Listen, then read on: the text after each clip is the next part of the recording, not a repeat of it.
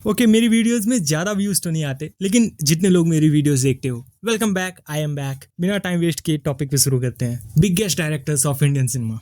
Now इस list को start करें इससे पहले तुम्हारी लिस्ट अलग हो सकती है, मेरे डायरेक्टर्स की लिस्ट अलग हो सकती है। तुम बोलोगे कि ओजी डायरेक्टर्स को भी लिस्ट में होना चाहिए, जिनकी फिल्म में सोसाइटल इम्पैक्ट होता है, कुछ सोसाइटी के रियल इश्यूज होते हैं। तुम बोलोगे क्लास डायरेक्टर्स को होना चाहिए या फिर मास डायरेक्टर्स को होना चाहिए। तो लिस्ट शुरू करने से पहले क्राइटेरिया बता देता हूँ एक बार। इस लिस्ट में जो डायरेक्टर्स हैं उनका पहले तो नाम होना चाहिए बड़ा, वो अपने खुद के नाम पे मूवीज़ को चला सकें, एंड उनका आजकल नाम रेलेवेंट होना चाहिए।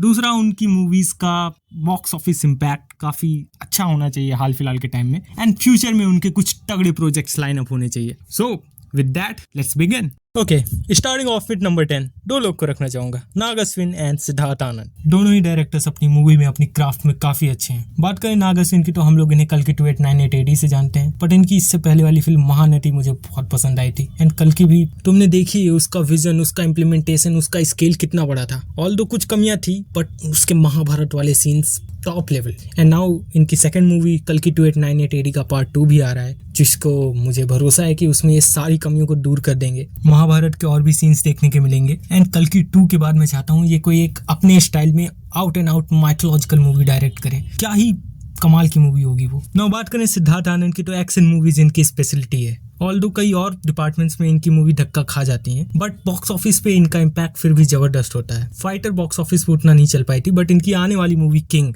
बहुत बड़ी कास्ट, बहुत बड़ी movie, and I hope this movie be better than all his previous movies. And box office तो SRK हैं, सिद्धार्थ आनंद है, बॉक्स ऑफिस तो समझ ही जाएगा। नंबर 9, एटली। नाउ ऑल्दो एटली की प्रीवियस मूवी ने 1000 करोड़ का कलेक्शन किया है, एंड उनकी सारी मूवीज बॉक्स ऑफिस पे सक्सेसफुल रही हैं। बट इस लिस्ट में जो बाकी डायरेक्टर्स हैं उनकी मूवीज मुझे एटली से थोड़ी ज्यादा पसंद आती हैं। So Atlee is in this position, and उनकी नेक्स्ट मूवी जो अल्लू अर्जुन के साथ आने वाली है, sci-fi fantasy horror, I hope he pulls this off and कुछ नया, कुछ बेहतरीन देखने को मिले जो तबाही मचा दे सिनेमा में। I am really looking forward for this movie. And आगे बढ़ते हैं नंबर 8 पे। नंबर 8 पे भी मैं दो डायरेक्टर्स को रखूंगा, the OGs of Bollywood, Rajkumar Hirani and Sanjay Leela Bhansali. Now both directors are master of their craft. इन दोनों की मूवीज बॉलीवुड की all time best cult classic movies में काउंट होती है। मैंने खुद ने इनकी मूवी एक से ज्यादा बार कितनी बार देखी होगी, बट द थिंग इज कि इन दोनों की मूवीज ने इस डिकेड में उतना कुछ कमाल दिखाया नहीं है।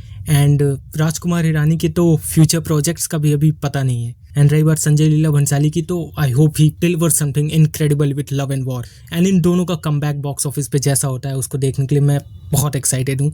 एंड या इन दोनों के अंदर अभी भी इतना लोहा है कि अपने नाम पे बॉक्स ऑफिस पे मूवी चला सकते हैं। So best of luck to them. चलते हैं लिस्ट में अगले नाम पे।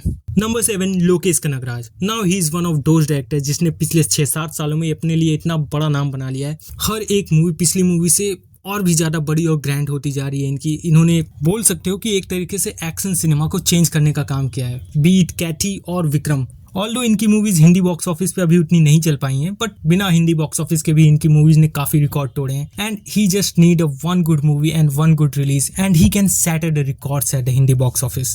नाउ देखते हैं ये मूवी कौन सी होती है। कैदी 2 बनवा लें तो और अच्छी बात है, नहीं तो लोकेश कनगराज और अल्लू अर्जुन वाली मूवी भी हो सकती है। बाय द वे, मेरी फेवरेट लोकेश कनगराज वाली मूवी मैं बताऊं तो नंबर 1 पे होगी कैथी, फिर विक्रम, फिर मास्टर, फिर उसके बाद लियो एंड देन कूली। मैंने इनकी पहली रिलीज मूवी देखी नहीं है, सो छोड़ो, आगे बढ़ते हैं। लिस्ट में अगले डायरेक्टर का नाम है सुकुमार एट नंबर 6। वेल, सुकुमार ने अभी पिछले साल ही इंडियन सिनेमा की बिगेस्ट मूवी डिलीवर किया था, बट मुझे वो मूवी उतनी ज़्यादा पसंद नहीं आई थी। तो एंड इनकी नेक्स्ट मूवी का भी अभी पता नहीं है कि क्या होगी, कैसे होगी, जो रामचरण के साथ इनकी बन रही है। आई रियली होप कि उस मूवी में वो अपने स्ट्रॉन्ग राइटिंग वाले एक्सपेक्ट पे वापस आ जाएं, क्योंकि पुष्पा 2 से पहली वाली इनकी जो मूवीज थी वो पुष्पा 2 से काफ़ी ज़्यादा अच्छी मूवीज थी। एंड रही बात इनके बॉक्स ऑफिस की, तो इनका बॉक्स ऑफिस तो ऑल्दो इनसेन लेवल पे पहुंच ही चुका है। रामचरण वाली मूवी भी अच्छा बॉक्स ऑफिस निकाल लेगी, एंड उसके बाद इनको पुष्पा 3 तो बनानी ही है। सो देखते हैं सुकुमार की आने वाली फिल्में कैसी होती हैं। चलते हैं अपने नेक्स्ट डायरेक्टर की ओर।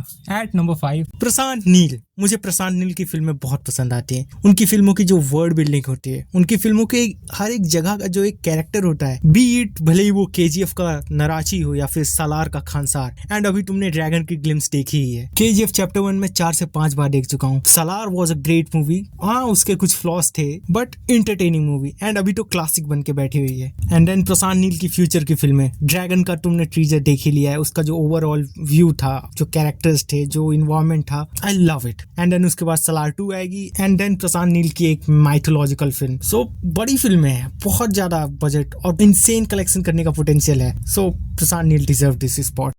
संदीप रेड्डी वांगा, ना इनको इस समय इंडिया का सबसे कंट्रोवर्शियल डायरेक्टर बोलूं तो इसमें कोई दो राय नहीं होगी, लेकिन कंट्रोवर्सीज के साथ साथ क्या फिल्में बनाते हैं ये भाई साहब। एनिमल मूवी का इंटरवल मेरे लिए one of the best theatre experiences में से एक था, और क्या पैसे छापती है इनकी movies. And the next movie with Prabhas, that is spirit. And इस मूवी की क्या हाइप है इसे बताने की जरूरत नहीं है तुमको। बॉक्स ऑफिस, क्रिटिक्स, ऑडियंस, सब जगह से इनकी मूवी को रिस्पॉन्स मिलता है।